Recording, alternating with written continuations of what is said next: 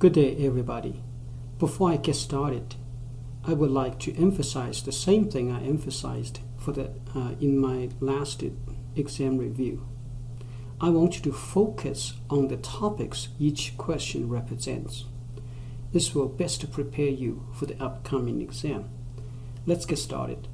Write a balanced reaction for which the following rate relationships are true. The definition of the reaction rate is based on, for example, a generic equation A reacting with B gives you C, and the D. From this generic equation, the rate is defined as for the reactants because the concentration is decreasing. For this reason, the change of concentration after it's standardized is defined as the reaction rate. Similarly, for B, it's the change of concentration over time, but it must be standardized by multiplying the inverse of the chemical coefficient. The reason we have negative signs over here is because the change of concentration for the reactants will be a negative number.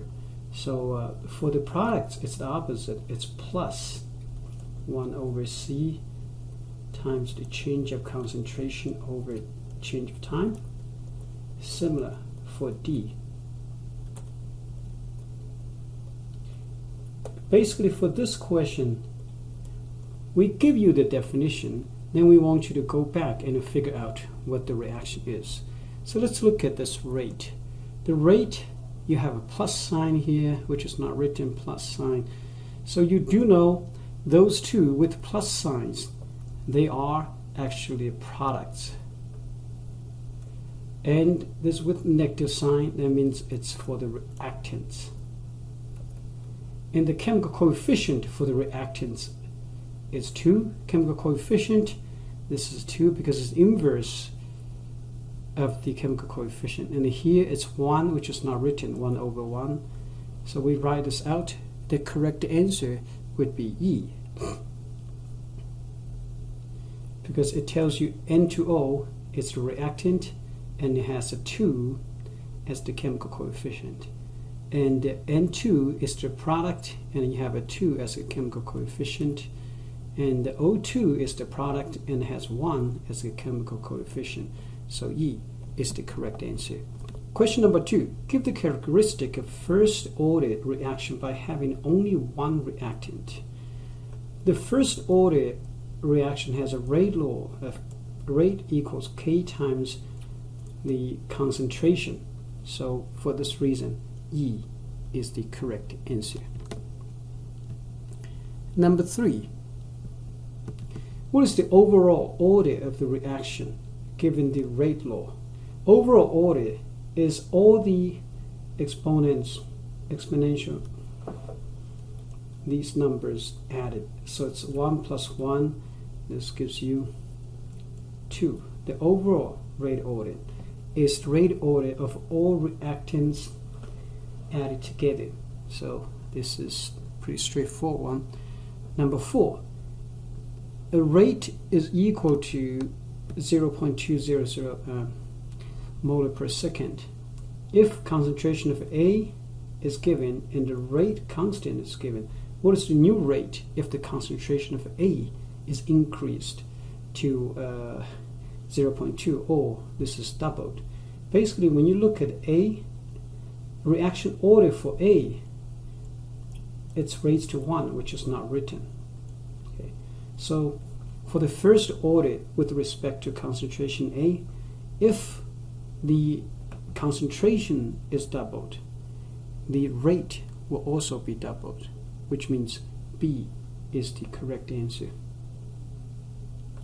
because the rate will be twice as much. That's doubled as well for the first order.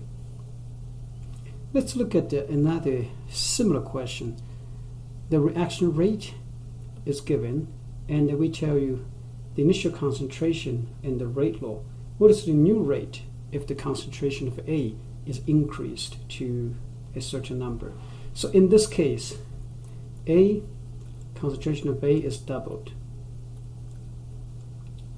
And this time, rather than having the first order, as you see in question number 4, this one is actually a second order, because you can see over here.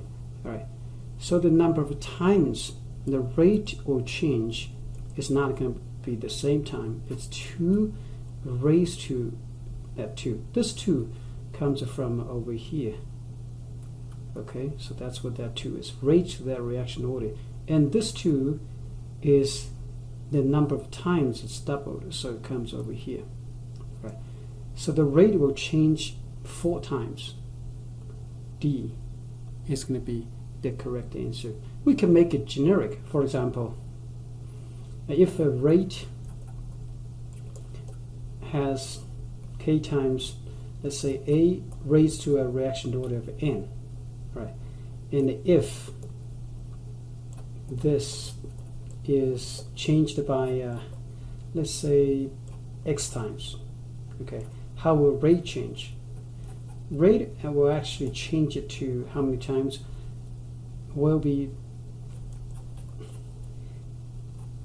X times raised to that N, right? For example, hey, what if X is changed by 3 times? And then let's just say N is, let's say N is 4, right?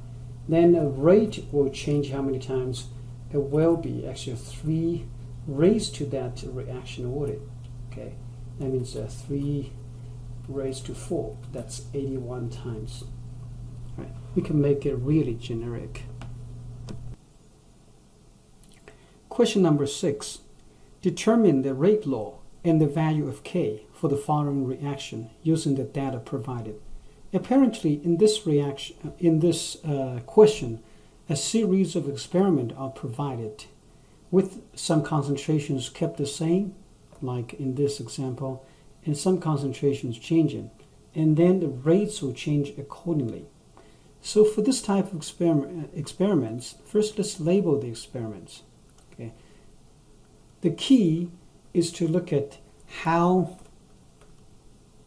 rates change with the change in concentration.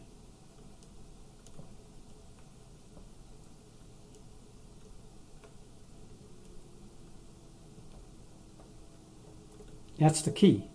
For the simple rate order, for example, 0th order, 1st order, 2nd order, we can determine the change very easily. For example, for the 0th order, the rate does not depend on concentration.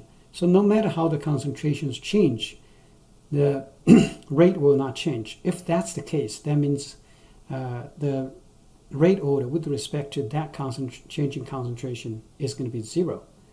For the 1st order, the concentration change by 1 time, the rate will change by 1 time. The concentration is doubled, rate will double. The concentration change by however number of times, the concentration will change the same number of times. So if that's the case, that means it's the 1st order. For the 2nd order reaction, if the concentration is doubled, then the rate will be quadrupled. If the concentration is tripled, then the rate will change by 3 raised to 2, which is 9 times. Okay, so for simple rate orders, we can judge the rate change compared with the concentration change very easily. For more complicated changes, we'll talk about that as well, because this question actually has one easy situation and one more complicated. We're going to talk about both. Okay. For example, let's first determine the rate order with respect to CO.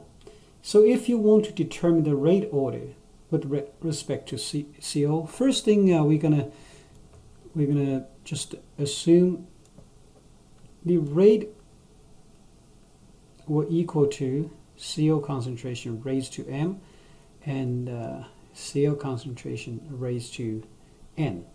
Okay, so you want to determine the value for M and N. So for the determination of M, you will have to make sure CO concentration changes and Cl does not change. It should stays as constant.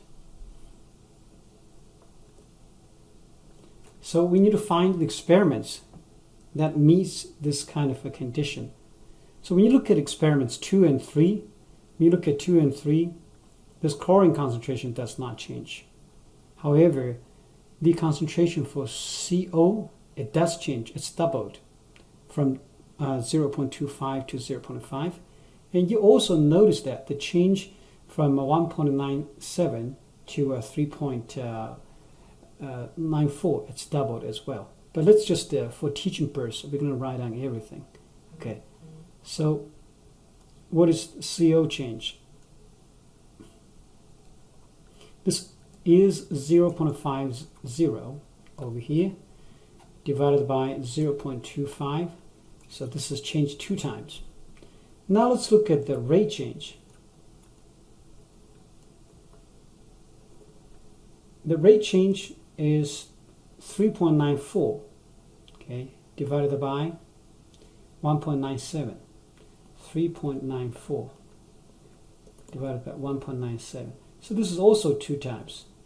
So the rate changes the same number of times as the concentration change. For this reason, we do know the rate order with respect to CO or M is 1. This is the easy situation. But let's look at the rate order with respect to chlorine. So to determine the rate order with respect to chlorine, which means N, for N determination, all right, you will make sure that CO2 must change. This concentration must change. If you want to determine the rate order with respect to a specific concentration, that concentration must be changing with the rest of concentrations stay as constant. So for this reason, CO concentration stays as a constant.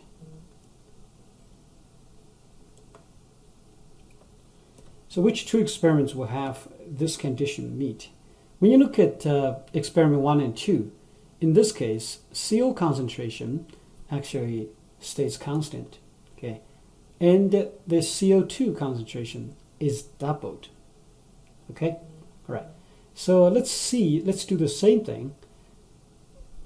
Now you look at the CO2 concentration change between the experiment. By the way, for the first one, it's experiment 2 and 3.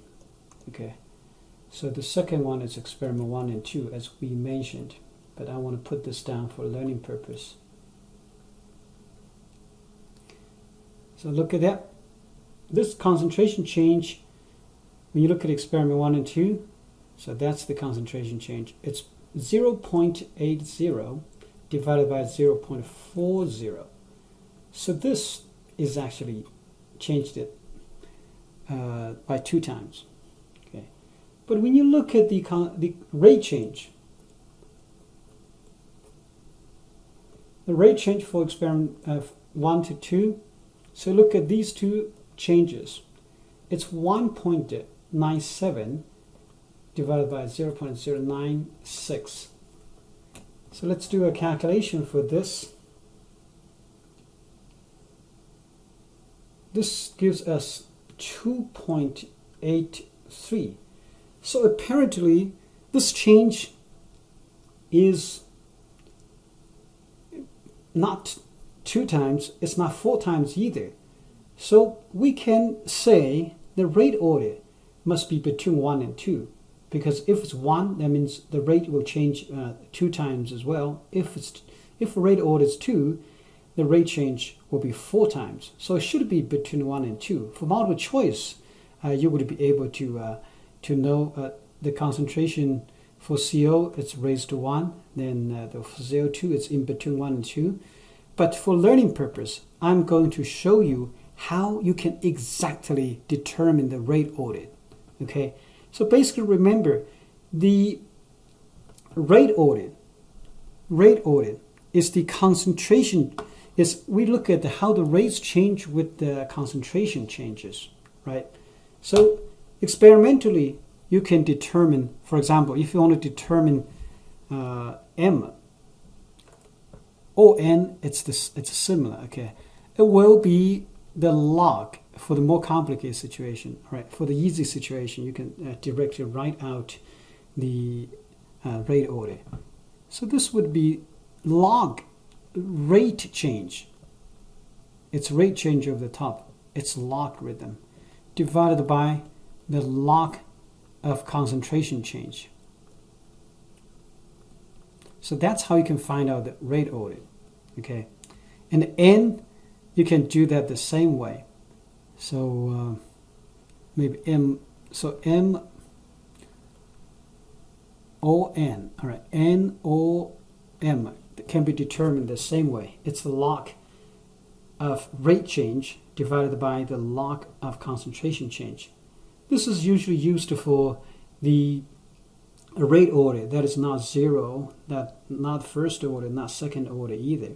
Okay, so for example, for this situation, so we will be able to find out that N will be log of the concentration, the rate change, which is 2.83.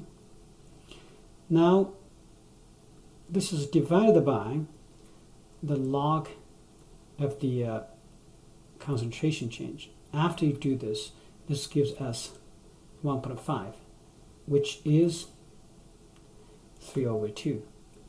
So when you look at this, apparently D is correct. Now let's look at the next question.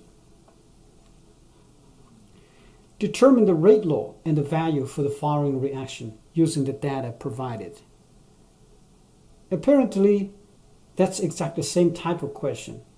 So hopefully you can solve this problem the same way.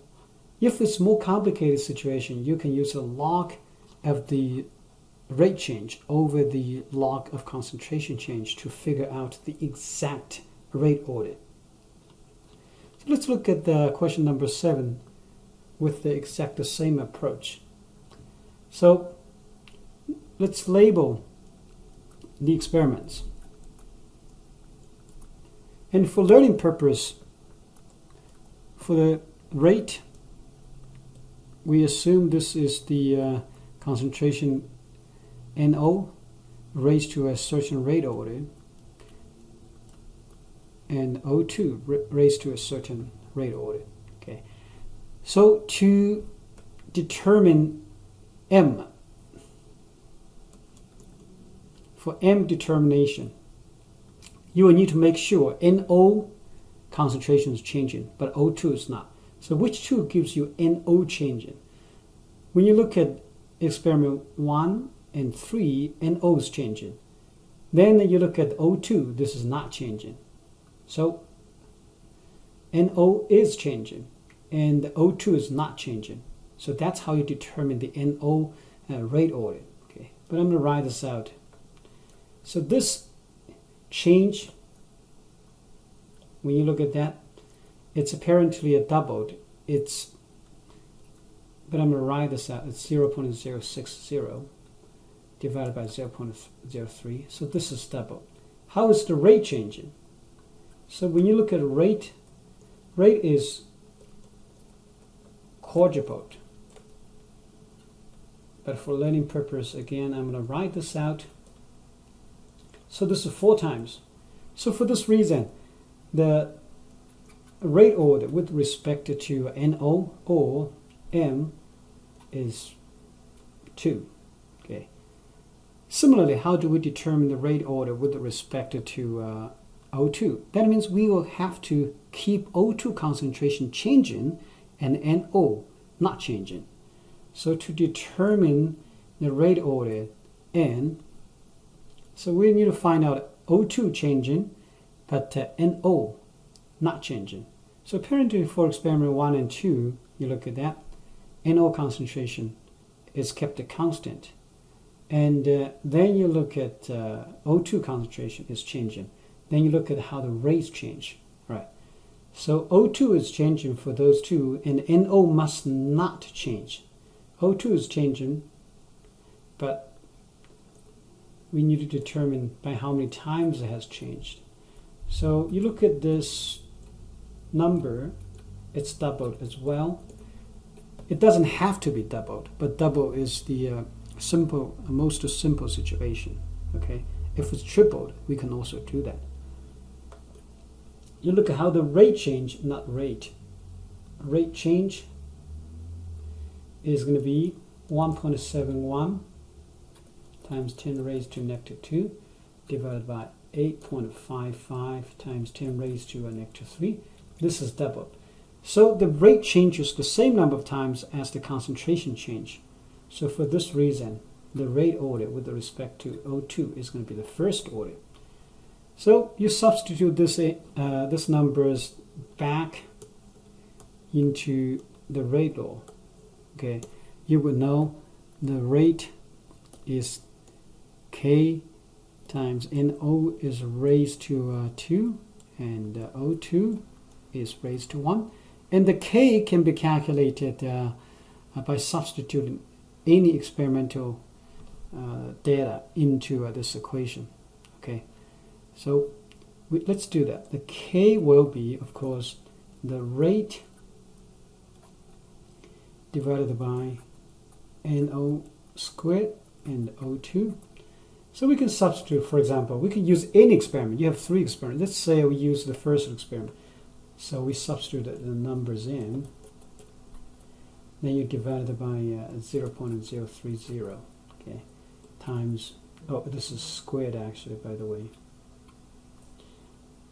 0.0055. Then you do the calculation. You'll find out what the K is. So after you do the calculation, that's the correct answer. Okay, so you figure out that's what the K is. Question number 8. What data should be plotted to show experimental concentration fits the first order? Do remember, this is the integrated rate law. I'm going to review the 3 common rate order. For 0th order, it's when you plot the current concentration versus time. So that's the integrated rate law. Okay, A is generic, it means any substance.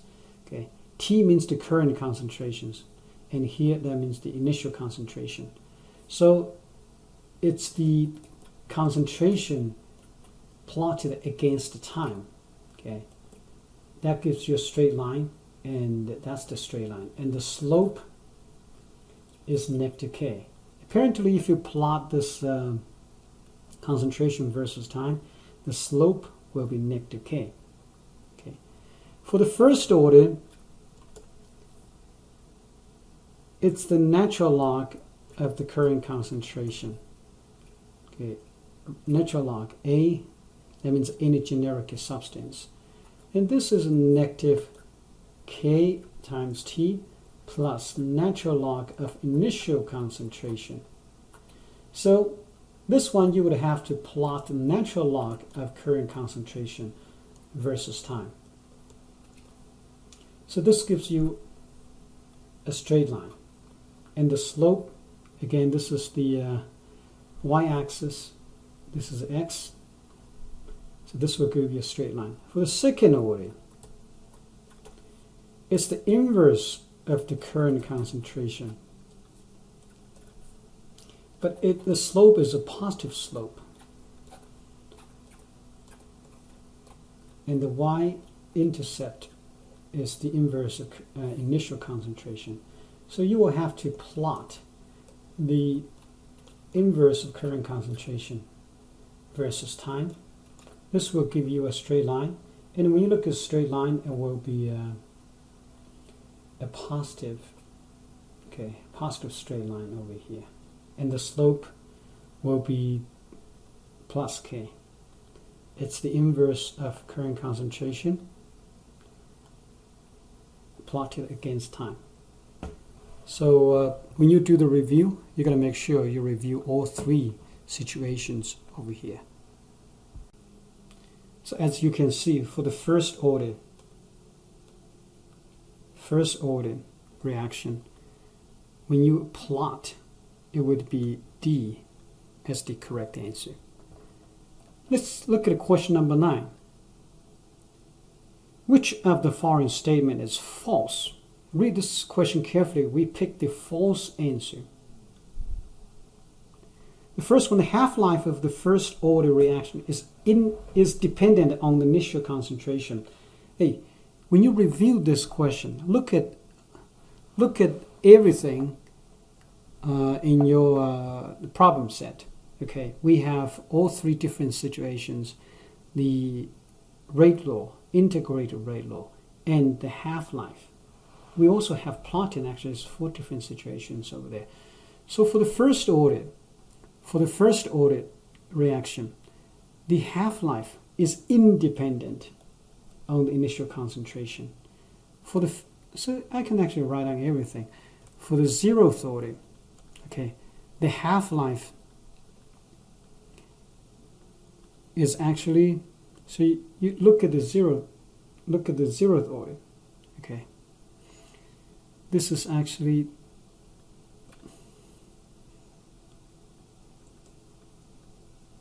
the half-life of 0th order, which means the half-life is directly proportional to the initial concentration. The higher the concentration, more time it's going to take to reach half-time. Okay. So for the first order, we know the half-time T a half is actually 0.693 divided by K. There's no concentration term over here. And in other words, the half-life for the first order reaction is independent of the initial concentration. Now for the second order, the half-time for the second order is actually 1 over K times 1 over initial concentration. Which means if you increase the initial concentration, the half-life for the second order will actually decrease, because half-life for second order is inversely proportional to the initial concentration. So for this reason, A is the false statement. That means that's the correct answer. But for learning purpose, let's complete reading this question. The average rate of the reaction decreases during the reaction. That's correct, because we do know for any reaction, the concentration will change. Okay, so the average rate will decrease when the reaction proceeds. Okay, this is not the best. This is generally true. Okay, but A for sure is wrong. For B, it's not strictly correct, because for 0th order we do know the rate is independent on the concentration. So for this reason, for the 0th order, you will know the reaction rate actually does not change. But most of the time this would be correct. This question is actually generated by a test gen. So strictly speaking, B is not correct either. But I just want to point this out for learning purpose. All right. Okay. So this is, I would say, this is half correct.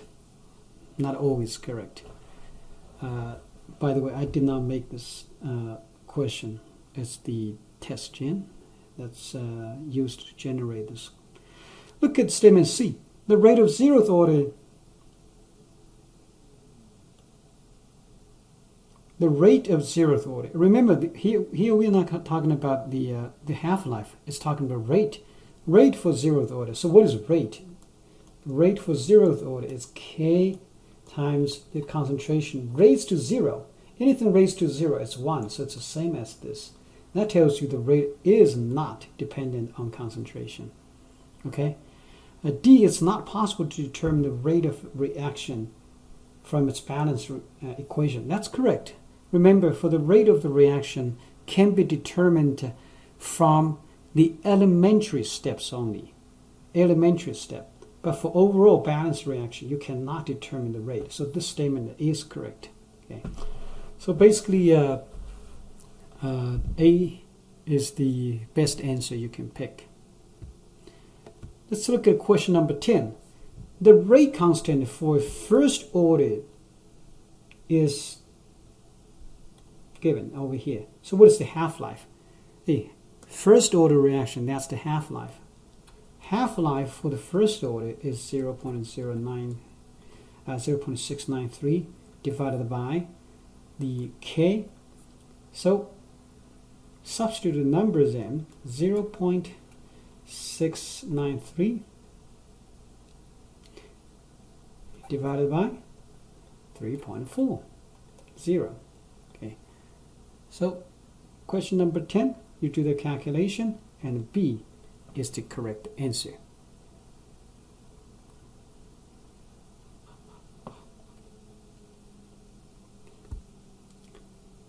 Question number 11. This is a very similar question to what we just talked about. Basically, you got to learn all of these half-lives for different rate order, and more specifically, 0th, 1st, and 2nd order. Okay. So remember, for the 0th order, you must know the concentration to calculate the half-life. For 2nd, you also need initial concentration. But for the 1st order, it's independent. Half-life is independent on initial concentration. So let's go back to question number 11. The half-life for a 2nd order. So you got to read this very carefully. It's a 2nd order reaction. So your half-life is actually the inverse of K times the inverse of initial concentration. Okay. So we give you the half-life 15.4. Then we want you to calculate the K over here. Initial concentration is provided as well, 0.67. So if you do the calculation, this will be K equals 1. Of course, you can do this stepwise. Okay? If your math is not good, please do this stepwise. But if you know your math, you can simply write this out and you do your calculation. And question number 11, you'll have E as the correct answer.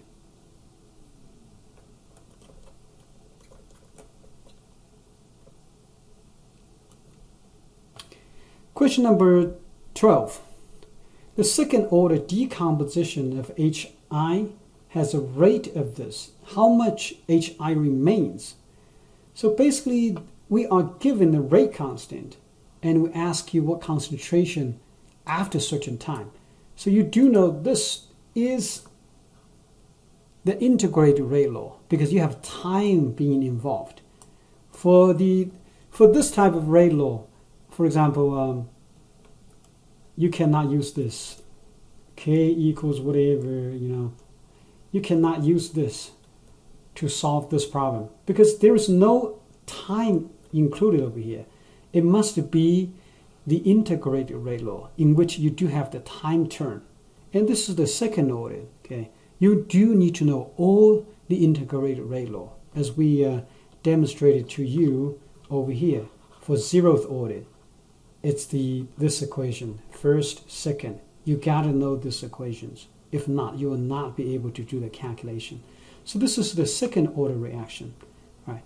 2nd order reaction, that means the equation governing this is going to be the current concentration is the plus K times T plus the inverse of initial concentration.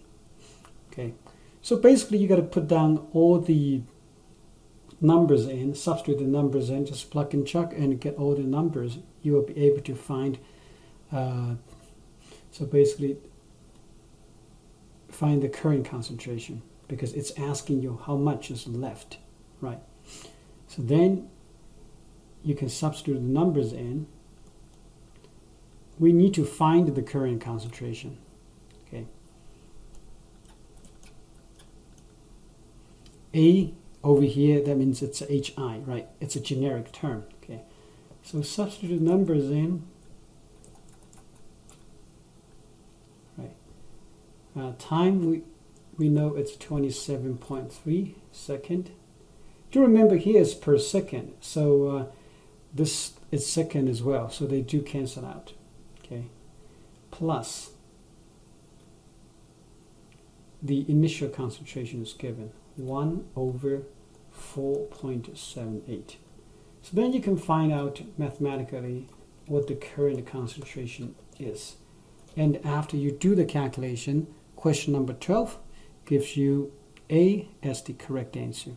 So this happens to be 3.87. Question number 13, the first order decomposition has a rate constant. If the initial concentration is this, so what is the concentration after 12.5 minutes? So how do you do that? For the second order, we have this equation. For the first order, as I said, you must memorize these equations. Apparently, it's asking you after a certain time. And do pay attention to units. Here, the units, this is 12.5 minutes. But in the rate constant, it's per second. So you got to convert this to seconds, or else everything will be wrong. Okay? So it's plus KT plus the log of initial concentration. So this A would be representing the dinitrogen pentoxide, N2O5. But we just simply put an A over there as a generic term. That saves time and space. So substitute numbers in. Log plus. We don't have to write the plus. So K is 1.70 times 10 raised to negative 3. Hey, that's per second. So you got to convert 12.5 to second. Each minute is 60 seconds. So that's how we convert it. 60 seconds. Okay. Plus the log of the initial concentration. That's 2.88. And then mathematically, you can calculate the right side first. Okay, let's actually do this calculation. Then you will be able to find out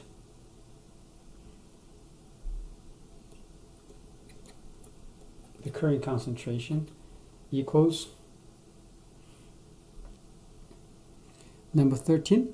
So after you do that, you find out that's the concentration. So B is the correct answer. Please work on this on your own. Okay, mathematically you must be able to find the correct answer, or else everything will be wrong. So basically what you need to do is on the right side, you use your calculator to find out what this number is. Let's say this number is, just use a hashtag to represent it. So if you have, this is math, okay, I'm reviewing the math over here. So if this thing equals a number, a hashtag, so what is this? What is this concentration? This concentration will be the E raised to that particular number that you have calculated using your calculator. That's how we find out this concentration over here. Okay? All right. Let's continue with question number 14. For a reaction, what generally happens if the temperature increases? So when temperature increases, the reaction is going to have a higher reaction rate, because this is what Arrhenius equation tells you, right? Basically, Arrhenius equation tells you the rate constant is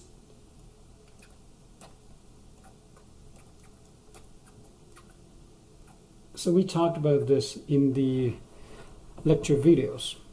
So if you have a higher activation energy, the reaction rate will decrease. However, if you have a higher temperature, the reaction rate will increase. Okay. because the K will change accordingly. So for this reason, question number 14, D is the correct answer. Because if you increase the temperature, then this whole thing will become less negative. You raise to E, raise to a less negative number. So a higher temperature, you will have faster rate because K will increase. That's what the Arrhenius equation, which is written over here, Arrhenius equation tells us the rate will increase. Number 15. The first order rearrangement of one substance, okay, to a different substance is measured to have a rate constant. It tells you the rate constant and tells you the temperature, okay, and it gives you a rate constant at a different temperature. So we want you to determine the activation energy. So this, you got to identify this is at two different temperatures. You have two different rates. So this is so-called a two-point equation for Arrhenius equation. Remember, this is the exponential form. The two-point form of Arrhenius equation is this. You have two rates under two different equations, and you got to be able to write this correctly. If not, put it on your note card. So that's the equation. Do remember the T must be in Kelvin. If it's Celsius degree, add a 273 to the Celsius degree and convert it to Kelvin, or else all your calculation will be in vain. All right. So let's do the calculation. Basically, put the numbers in log. Let's call this condition 1. This temperature is condition 1. Then the rate constant, condition 2 and 2. So you put the numbers in. The reason I label them because I want you to have a good habit and label everything, then you will not put down the wrong set. Since here it's Kelvin already, so you can put the numbers directly. If it's not Kelvin, please convert them to Kelvin. So it's 425, excuse me, because we are writing the rate constant for condition 2, now the rate constant for condition 1. 3.61 times 10 raised to negative 15. Do make sure you practice using your calculator, because for some students you might not even be able to get the correct answer with everything indicated over here. All right. So EA R is 8.31. Okay. Now you're going to do the temperature terms. So 1 over T2,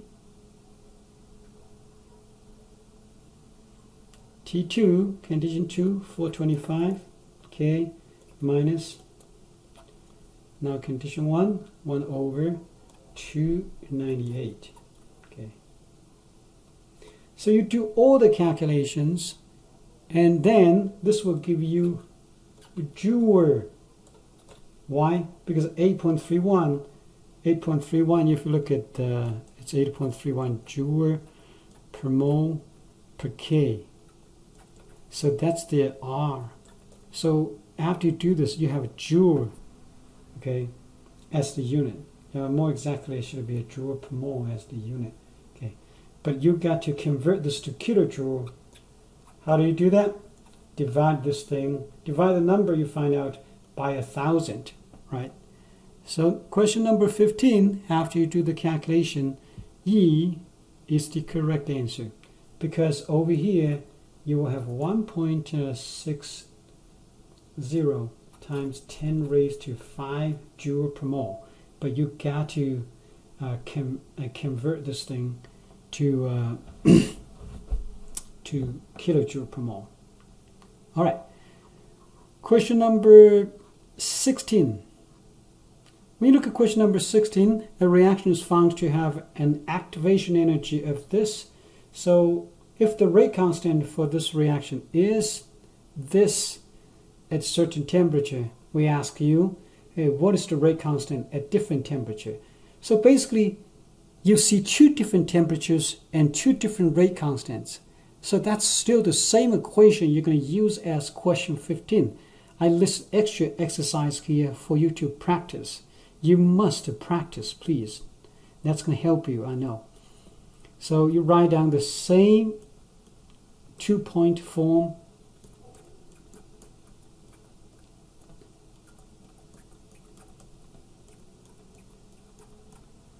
Okay, but this time what is known? So at condition 2, so let's label this. This is my condition 2. This is my condition 2. Okay, and that's my condition 1. This is my condition 1. That's my activation energy EA over there. So you put the numbers in. Even with this, some students do not know how to substitute the numbers in, but I'm going to show you over here. So K2 is what is the rate constant. You need to find out K2. And the K1 will be 4.60 times 10 raised to negative 6. If your math is not good, if you don't know how to use your calculator, you are going to be in big trouble. Okay, so please practice. And EA is given. But remember, don't write it 108 only. Remember, what is R? We just talked about, that's the R over here. R is joule, I'm going to rewrite. R is 8.31 joule per mole per K. So the EA over the top must carry joule in the unit. So it's 108 kilojoule per mole, as you can see over here, but you gotta convert it to joule per mole. Okay, because in this way, then you can cancel out units with the R, which is 8.31 times joule per mole per K. So joule per mole is gone. Okay, you must match the units, or else you are going to be in big trouble. Then two different conditions. And condition 2, you have a 366K. 366 minus condition number 1, 275. Again, if it's not in Kelvin, in this case it is. If it's not in Kelvin, you gotta convert it to Kelvin. Okay, so calculate everything. So do these calculations first. Okay, and then you do your calculation in the end. You will be able to find out your K2. For question number 16, it will be D. That's the correct answer. Please practice your math and using of your usage of your calculator. If you don't get the correct answer, you got to find a way to improve somehow before the exam. Improve your math a little bit. All right. So this is question number 16. Question number 17. That's basically a definition of the rate based on the specific concentration. Given the following balanced equation, determine the rate of the reaction. So the rate of the reaction is always standardized, which means it's the rate of the consumption of the reactants times the inverse of the chemical coefficient. Okay, so let's look at how we do question number 17. So basically, we should be able to write both, but for learning purpose, I'm going to write both. So basically, it's for the reactants. Reactant concentration is decreasing, so you always have a negative 1/2. That's the chemical coefficient over here. That's the standardization. Times the change of the concentration. That's O3, that's the reactants. Okay. Of course, this question is asking you it's based on O2, but for learning purpose, I'll write the whole thing. Okay. So if it's based on O2, it will be, this is O2. O2 is the product. So for this reason, you have a plus sign before everything. But you got to standardize it by multiplying the inverse of the chemical coefficient number 3 over here. So, okay. And times the change of concentration over change of time. So that's why A is the correct answer. Not only should you be able to figure this one out, you should also be able to figure this one out as well. Okay? All right. Question number 18.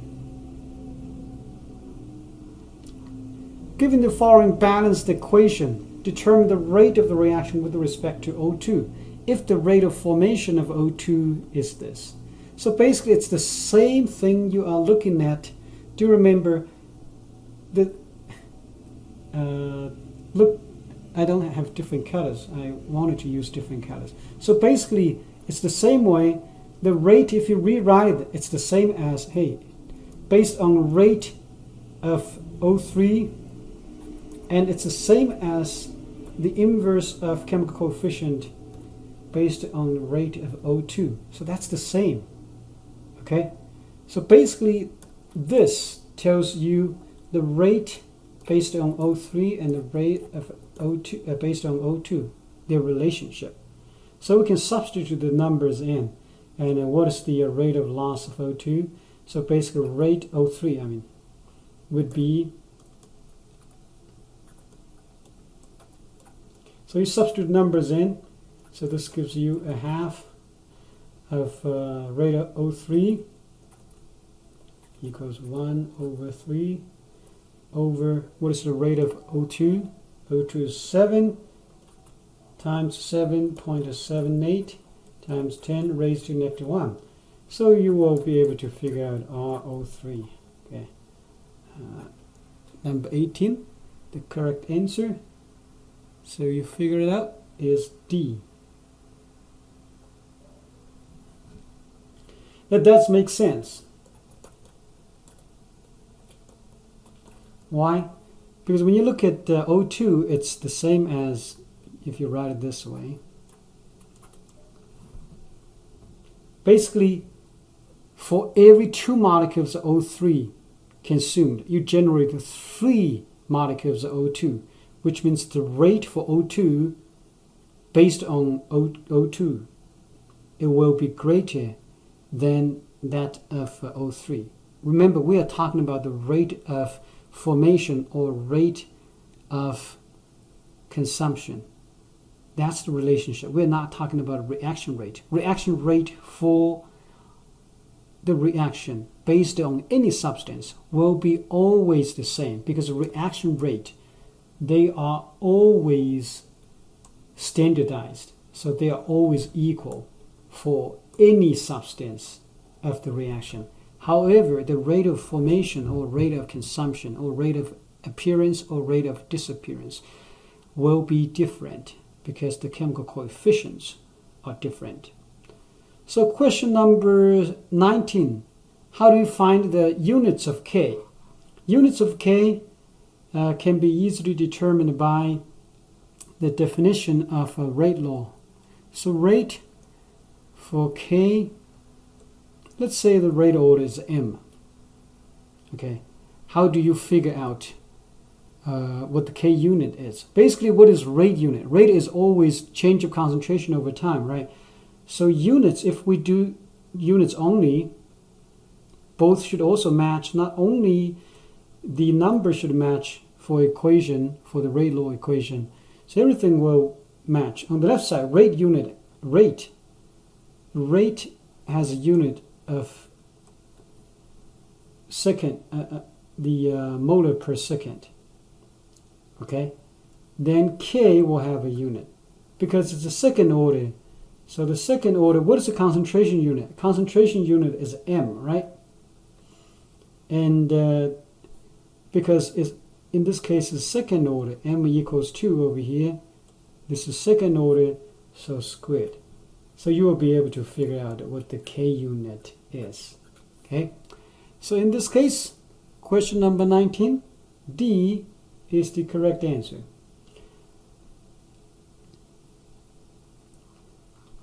Question number 20. How many half-lives are required for the concentration of the reactant to decrease to 12.5%? We can actually, do this using maybe a short line over here. Let's say that's 100% of everything. Remember, for the first order reaction, okay? This should be emphasized. This is for first order, or else this reaction, this will not work. So this should have been emphasized. Yeah. For the first order reaction, for the first half-life, this is gone. This is one half-life. Then this will be a 50% that is left. So you will have a 50% left. Let's do another half-life. That means the half of the 50% is gone. So then this is gone. So it would be 25% left. But that's after the second half-life. After third half-life, it would be half of 25% left. This is gone. So you would have a 12.5% left. So that's the third half-life. You see that? We can actually keep doing this. Okay? For example, if we do another half-life, it would be half of 12.5. So this would be 6.25% for the fourth half-life. But of course, we're looking for 12.5%. So that gives us 3 half-lives. So that's why for question number 20, B is the correct answer.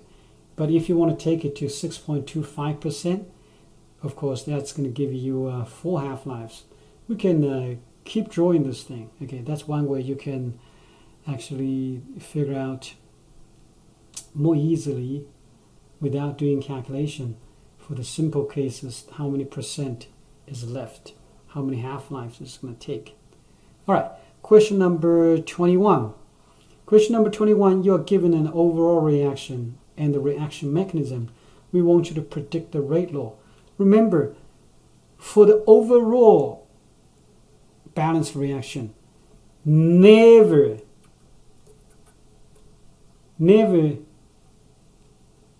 derive rate law from overall reaction. That's what we emphasized in the lecture video. So you cannot say rate for the reaction is, for example, K, you look at this as 2, so you write NO2 squared, and then you have Cl has a 1 before it, which was not written. So if you write this directly based on the overall reaction, even if this is correct, the method is 100% wrong. Okay. However, for the elementary steps or the steps in the mechanism, yes, you can write the rate directly from the reaction. So that's how you write this thing. But the question is, which one is important? You can also write the rate for the next one as K for the NO2.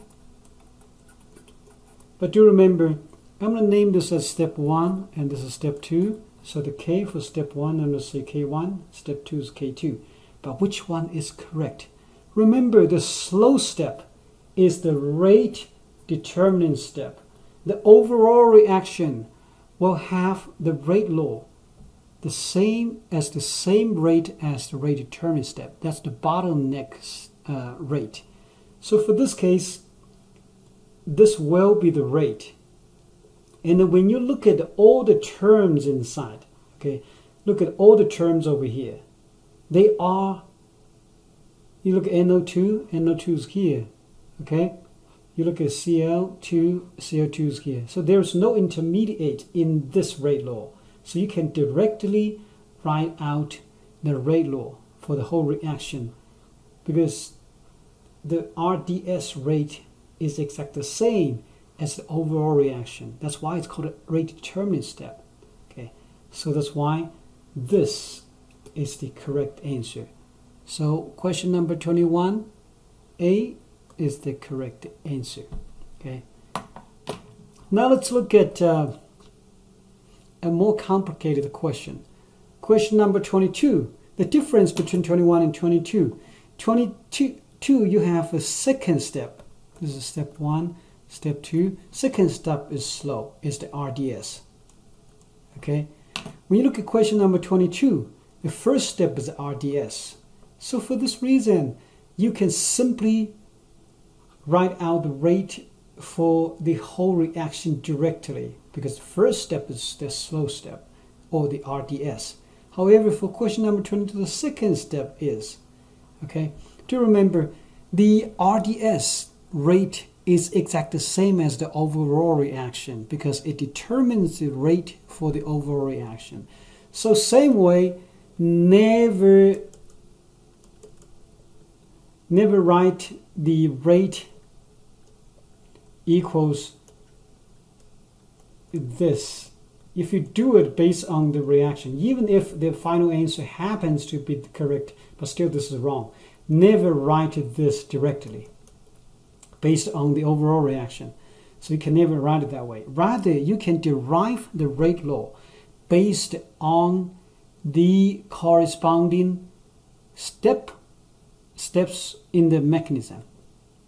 So the rate for the overall reaction will always be the same as the rate determining step, or the slow step.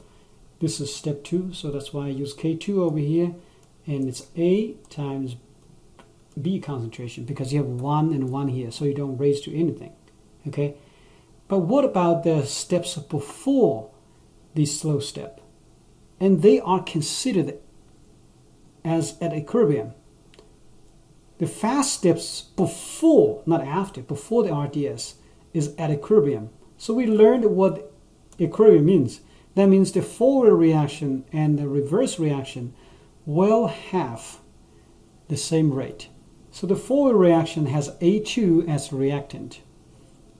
For reaction 1, so I use K1 raised to, this is A2. For the reverse reaction has A as the product reactants, because it's reversed. So reverse, I'm going to use K negative 1. Negative 1 means it's a reverse reaction 1. And A is going to raise to 2. Why? Everybody look at here, because you have a number 2 here. So that's why it's raised to 2. Why is this important? Because your rate for overall reaction is this. But you look at this A. This A is not a part of the overall reaction, which means you have to convert this intermediate concentration into something that is part of the overall reaction, because intermediate concentration must be converted. So for this reason, we can find out that A concentration, you do the calculation, it will be K1 over K negative 1, K1 over K negative 1 times A2. The whole thing square root. Remember, square root is the same as saying it's a K1 over K negative 1. Square root means raised to a half. A concentration, A2 concentration, raised to a half over here. So substitute this equation. Let's name this as number 3. Okay, name this as 4. Name this as 5. So you substitute the 5 into 4. Okay.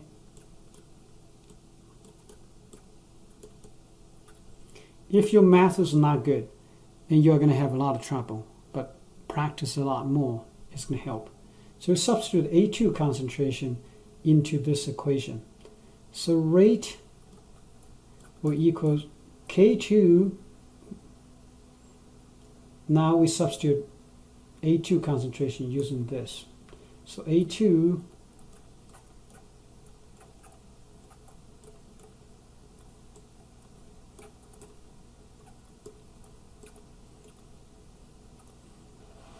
okay. Do you remember? So this whole thing, it's the combination of constants. Of course, they are still going to be constants. So we can name this thing in the circle over here as a K. You don't have to, but if you name them as a K, because it's a combination of constants. So it should still be a constant. That's why you can rewrite it everything else as a constant. So you write this down, then you have your rate law derived for this reaction mechanism. For this reason, you will have the correct answer. And question number 22, the correct answer is this, or E. Question number 23.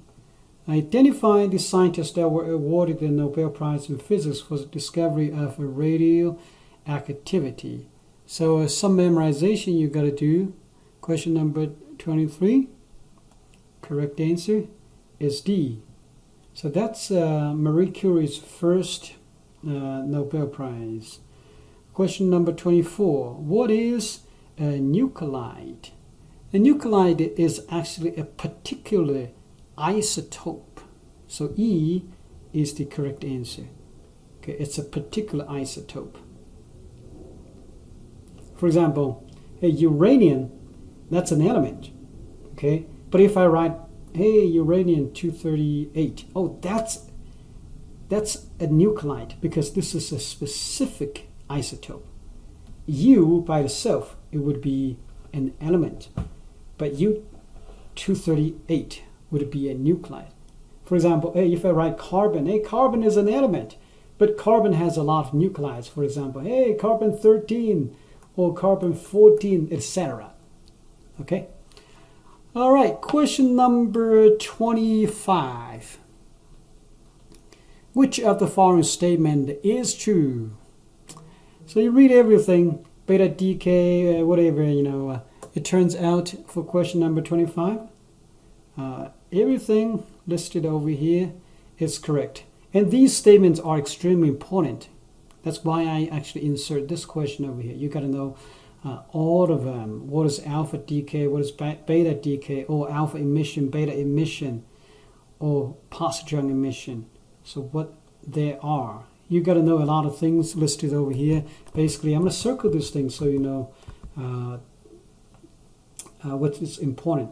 So basically, what happens, first thing, what happens when beta decay occurred?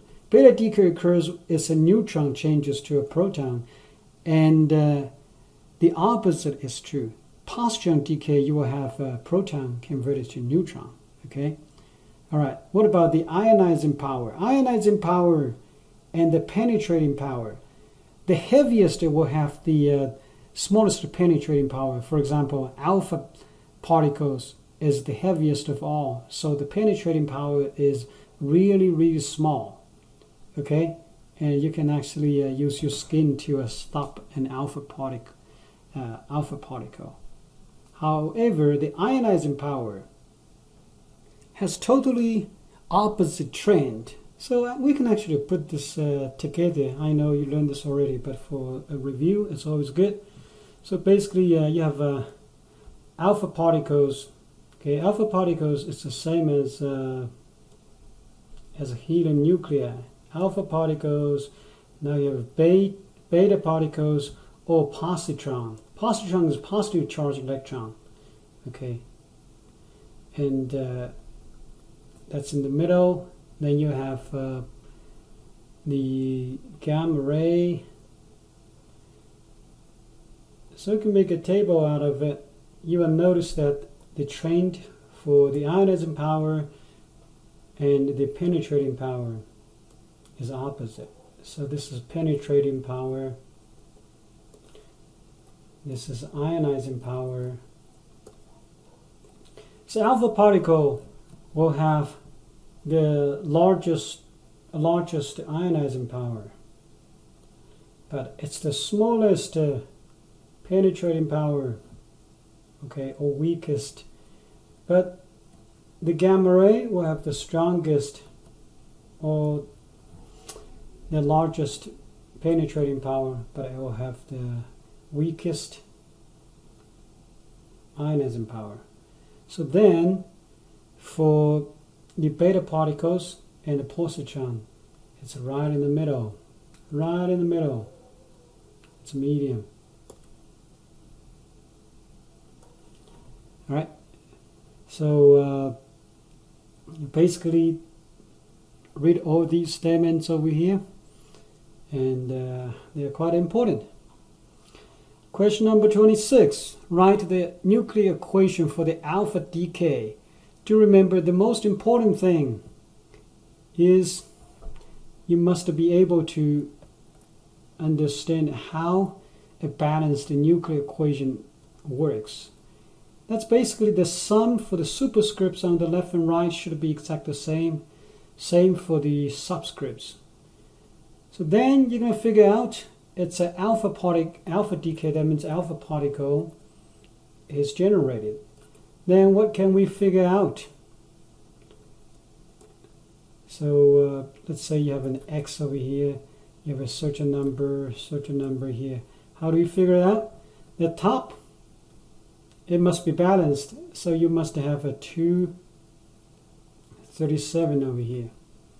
Okay, for that question mark. The bottom, it's 95. On the right side, it's 2 plus 93. So then you're going to figure out, hey, what is 93? So when you figure out 93, how do you know? You look it up in the periodic table. That's how you figure it out. So question number 26 and then 93, find it in the periodic table. Number 93, that is MP. So that's why this is correct. Let's work on a few more examples. Determine the identity of the daughter nuclei. What do you mean daughter nuclei? That means after the reaction, what is the product? The nuclear reaction product is called a daughter nuclei. Okay, so positron emission. Similarly, you got to know what a positron is. Okay, so carbon 11 gives you positron. Positron is positively charged electron. So you write this is E0 plus 1. A carbon has a 6 over here. So you do know, hey, what do you need to have? Oh, excuse me. That means you have a X watt. So basically, this is plus 1. This is 6 on the left side. So you must have a 5 over here. On the top, you should have 11. Then what is this X? X corresponds to atomic number 5. So 5, that means it is a boron. So for this reason, 27E is the correct answer. Okay. So basically the key, you make sure for the balanced nuclear reaction, the sum of the superscripts on both sides are equal, and the same for the subscripts. Number 28, the same way, which of the following nuclides are most likely to decay, to undergo beta decay? So basically for this one, you need to calculate the neutron and proton ratio. Okay, so let's do the ratio calculation first. Then you look at iodine. Iodine, let me look at my periodic table, because periodic table will be provided for you.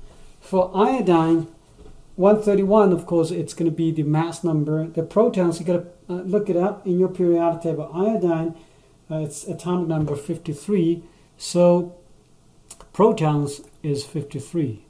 Then neutrons is going to be 131 minus 53. Okay, so 131 minus 53, this will be 78. Right. So the ratio, so neutron versus proton ratio is a 78 divided by 53. Okay. Now for zirconium, Zr, you look it up in your periodic table. Zr protons is 40. Then the neutron is going to be 90 minus 40, that's 50. So for argon, when you look at argon, what is argon? Argon is number 18, sorry. Number 18, so P, protons number 18. Then you do the calculation, neutrons will be 40 minus 18, that would be 22. Then for lead, So you will have protons. Protons is the atomic number in your periodic table. Okay, so let PB is number 82. So neutrons is 208 minus 82. So it would be 124. All right. Now you look at F18. F18, that means you have proton is going to be fluorine is number 9. So a neutron is 18 minus that 9. That's also 9. So basically, you have to calculate the neutron over proton ratio for each one. So calculate the first one. Let me use my calculator. 78 divided by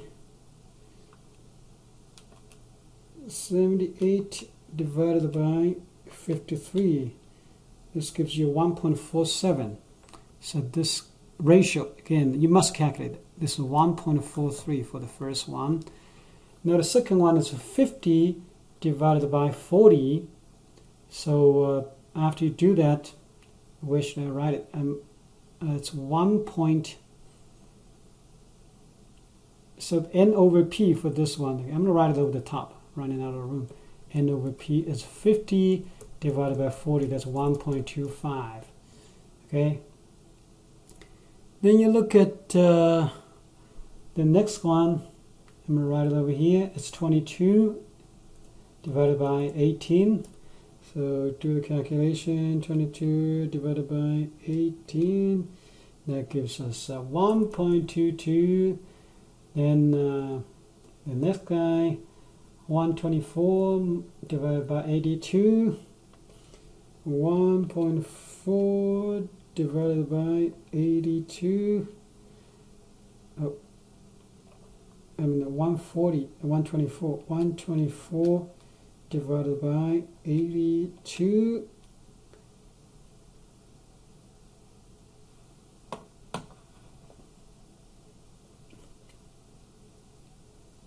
.51. Then you do the last one. This gives you N over P. That's 1. So which one is the correct answer? Okay, some students will get D as the correct answer, which is wrong. Because again, you need to pick for alpha decay. I'm going to write it maybe over here. Alpha decay or alpha emission. The atomic number, it must be greater than 83. And it has high neutron, or just the N over P ratio is high. This is high.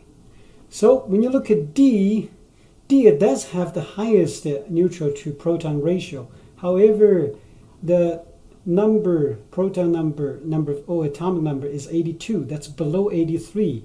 So write this down, folks. Alpha decay happens when you have a high neutron proton ratio with atomic number greater than 83. So D is not correct. Rather, A is the correct answer. So this one is not that straightforward, but you have to put this down on your note card. Alpha decay has high N over P ratio for atomic number greater than 83. Okay? So I apologize that I have had to write everything everywhere because we do not have enough room in that area. But now let's look at question 29. Question 29 is exactly the same type as question number 28. So actually let's put everything together. This is going to help you more, right? But let's do that. So if you have a high, this is high. Okay. If N over P is high, usually you can do beta decay.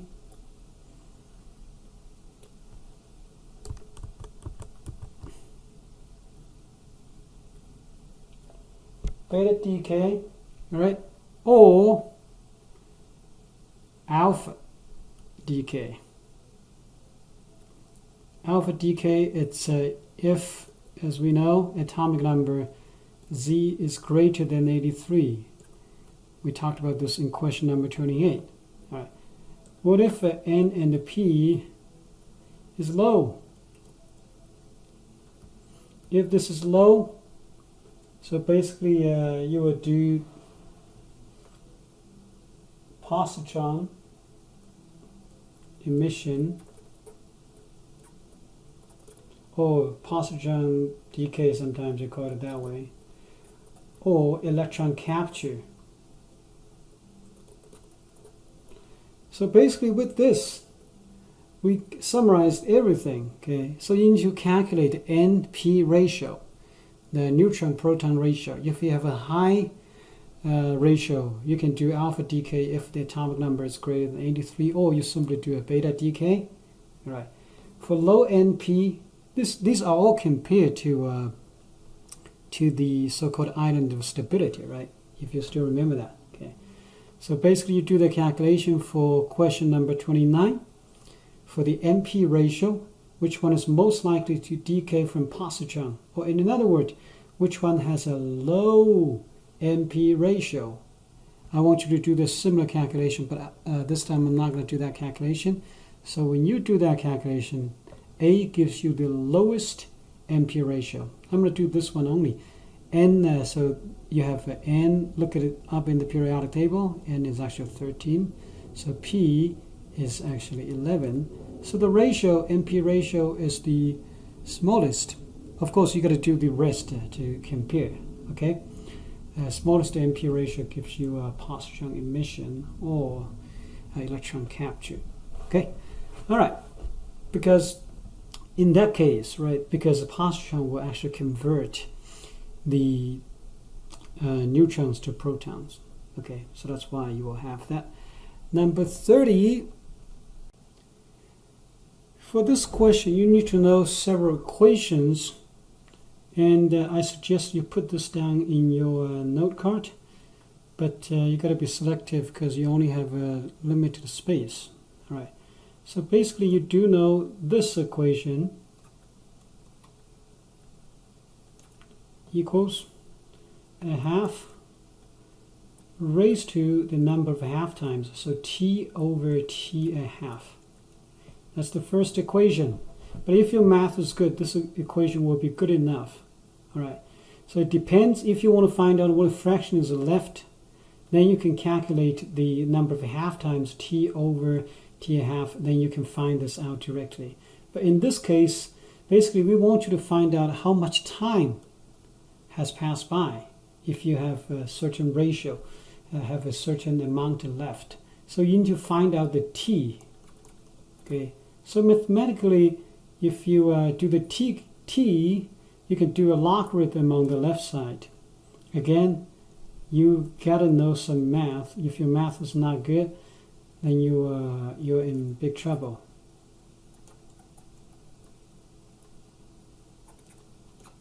T over T a half.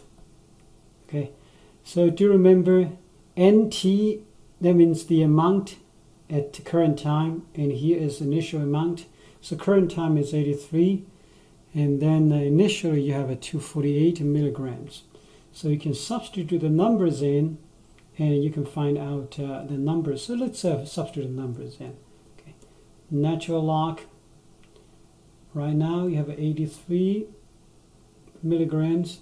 In the beginning you have 248, and this gives you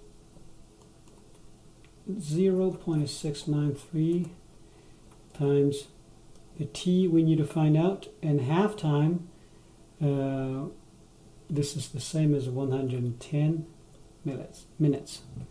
So you do the calculation. For number 30, E is the correct answer because it's 174 minutes that we find out. Okay, so that's how you do it. Number 31, the age of an ancient tree trunk is estimated using the radiocarbon dating. Again, this type of questions, I might not, put it in the exam, but I'm not 100% sure. You still need to practice doing this. Okay, so in the radiocarbon dating, that's basically it's the exact same equation you're going to use. This you got to put it in your note card. You also need to understand what NT means the current amount, NO means it's the initial amount, T means how much time it passed by or how much time it has. T half means the half time. Okay, so if the age of ancient tree trunk is estimated by the radiocarbon dating, if the trunk has carbon-14 decay rate, that is 34% of what is in the living. So basically NT over NO is 34% or 0.34. So this is the same as a 0.34. It's the NT over NO ratio. That's what this means. All right. How old is trunk? So we're asking you the T. So you do this. It's the exact same way over the top. So we're going to write. So basically, I'm going to directly write this down. Okay. So log NT over NO is negative 0.693 times T over T a half. Do this for one more time. Log 0.34 equals negative 0.693 times T a half is 5730. And the T, you can find out the T in question number 31. You'll find out it's A920.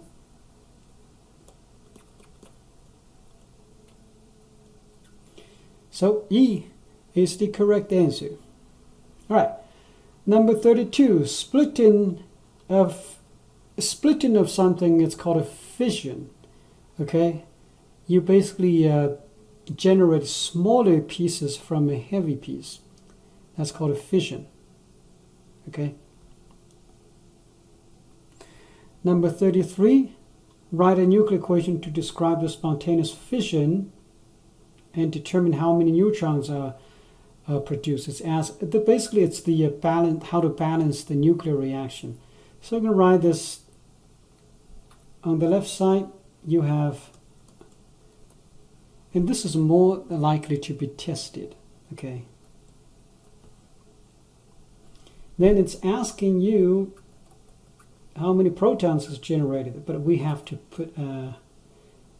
put the correct equations over here first. Then what you need to do is, I got to know what the number of protons here, or atomic number, is. You look it up for iodine in the periodic table, and let me look it up as well. And iodine, look at the periodic table in the group 7A. It's 53, so that's why you put 53 over here. Molybdenum, it happens to be 42. Okay, then it's asking you how many protons you have. So what is, how many neutrons, sorry. How many neutrons? What is neutron? Neutron mass number is 1, then you have no protons inside. You got to know how to write neutron symbol. All right, so what's the question mark over there? On the left side, you have 95. So this plus that, so 53 plus 42 plus certain number of neutrons over there. You must be able to put them together. Of course, neutron is 0. Of course, it's going to be no matter how many of this, you're going to provide 0. Okay? So this is 95 already. But the key is the top. The top, you have 244 over here. So 244 will be the same as 134 plus 107.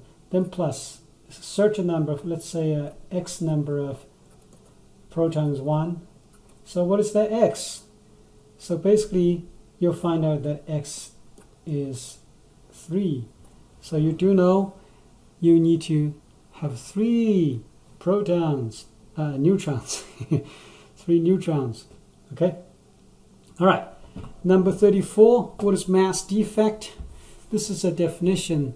You can simply pick the correct answer. It's the difference in the mass between an atom and the sum of the separate components like protons and neutrons. If you add them together individually, you will know the sum of the separate components actually will have a bigger number than the measured mass in an atom. So that's the difference. That's called the mass defect. Number 35. So that's the specific example of the calculation. Okay. So basically calculate the mass defect of iron 56 if the mass of the nucleus is this. And so this is the inside. This is the total inside, not the individual one. But we tell you the individual proton is this, individual mass of neutron is that. So the difference between the total of the separate particles of that measured one is so-called a mass defect. Okay, so basically you got to know how many protons, neutrons you have. So for this, how many protons? You look it up in your periodic table. So proton is 26. So 26 protons. Of course, 56 minus 26, you will be able to figure out how many neutrons. This might be tested, okay? So you would have 30 neutrons, okay?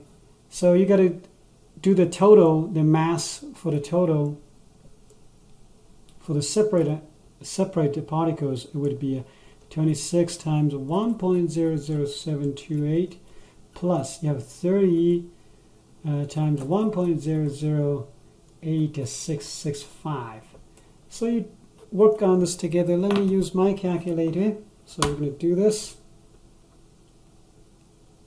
Basically 26 times 1.00728 plus 30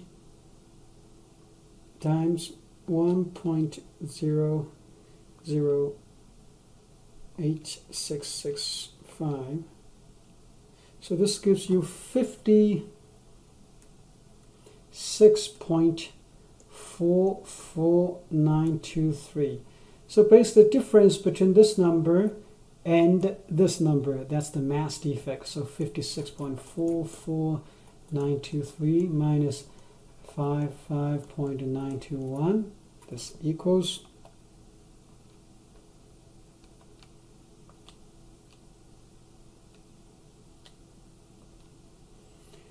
0.52823. So D is the correct answer. That's how you do the mass defect calculation. Number 36. What is used to study thyroid? You got to remember some of the very typical application for some of the isotopes. For example, for iodine 131, that's very commonly used for thyroid cancer treatment. Number 37, what is used for PET study? All right, that's going to be 418, and you're going to memorize these things. Okay, so you're going to memorize actually all of the 5 of them. Okay, all right, check your, just basically check your lecture video. As you might have noticed, I'm getting really tired because I've been making this video for a very, very long time. Right. Question number 38. How do you name the ion over here? This is the complex ion. So basically, you got to break this down into the counter ion and the complex ion. Counter ion, it would be Fe, but what charge you got to know? That's the counter ion, by the way. This is the counter ion. And complex ion, how do I know? Because complex ion is always put in a bracket. Okay, so the bracket, so what charge will this carry? Do you remember aluminum always carry 3+. Each fluorine is -1, so the total will be 3-. So for this reason, iron will carry 3+. And iron, as a counter ion, is named as iron 3.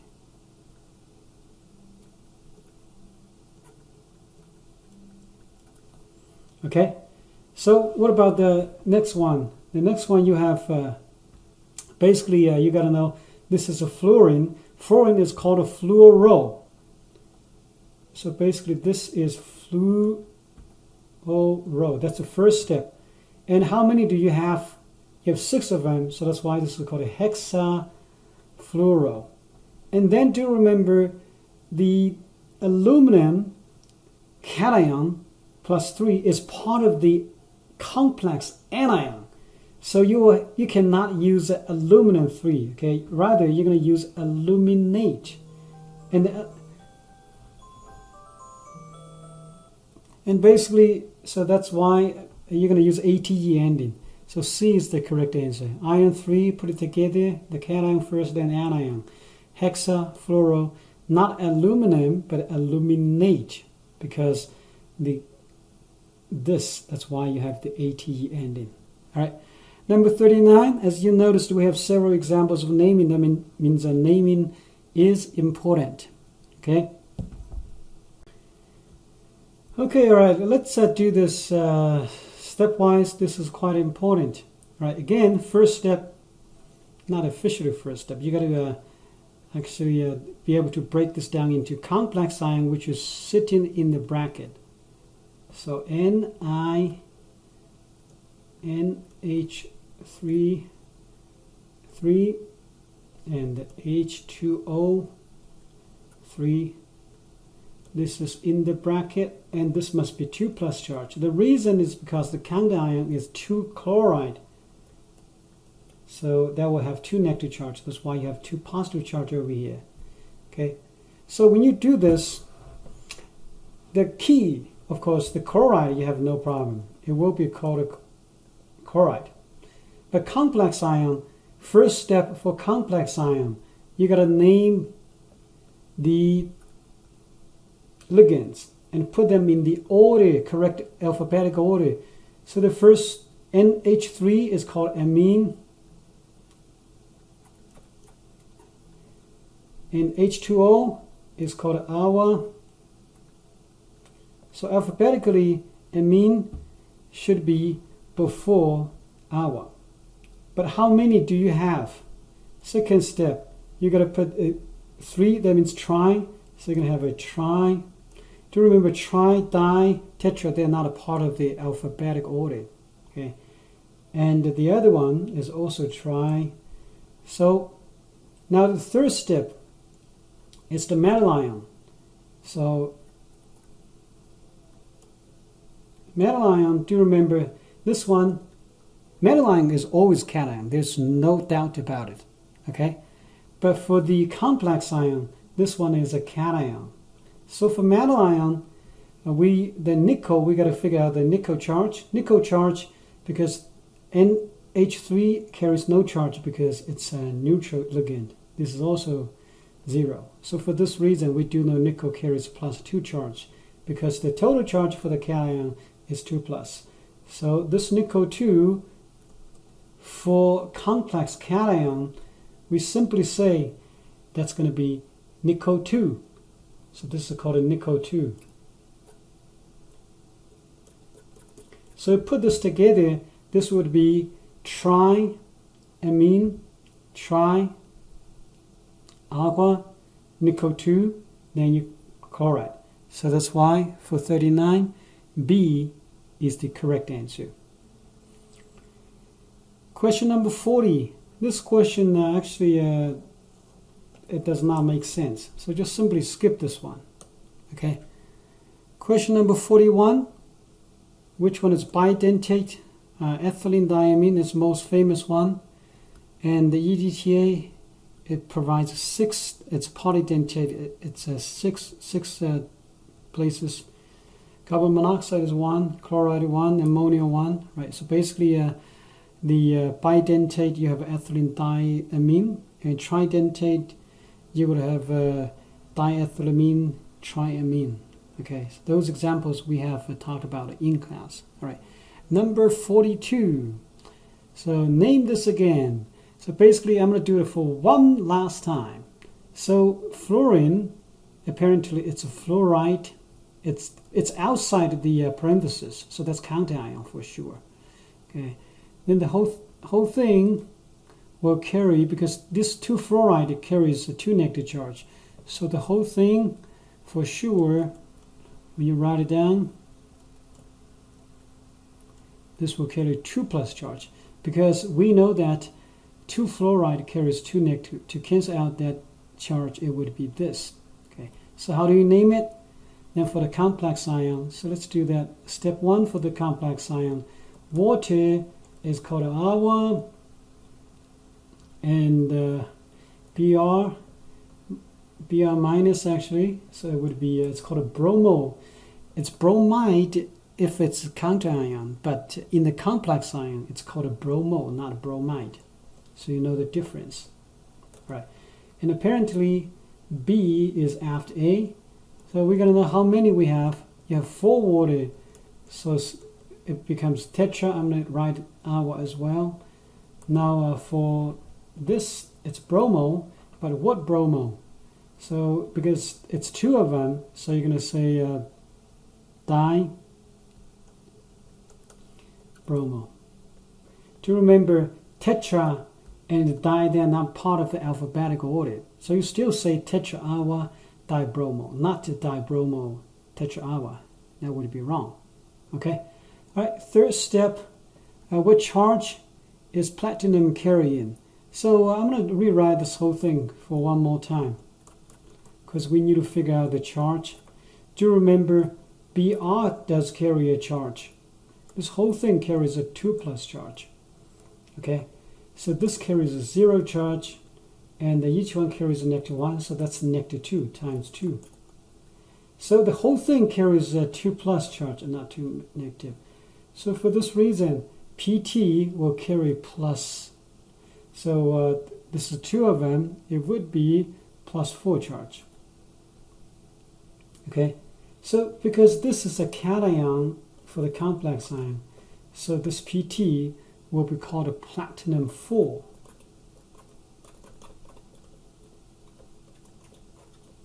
See? So if you put everything together, it will become tetra-awa dibromo platinum 4. Then fluoride, because fluoride is a counter ion. So that's why 42A is the correct answer. Now 43, a complex that absorbs the light at this place will appear what? So basically what you want to do is, you do know this is a red light. That's a red light. So if you absorb red light, what will be shown? So you look at the wheel of color. Okay, you absorb red, green will show up. So please write down that color wheel. Okay, especially for the examples that we have gone over in the lecture video, you got to know when you absorb certain color, what other color will show up. So that's quite important. And that's it for the exam review. And so have a good day. All right, best luck for your upcoming exam. See you next time. Bye.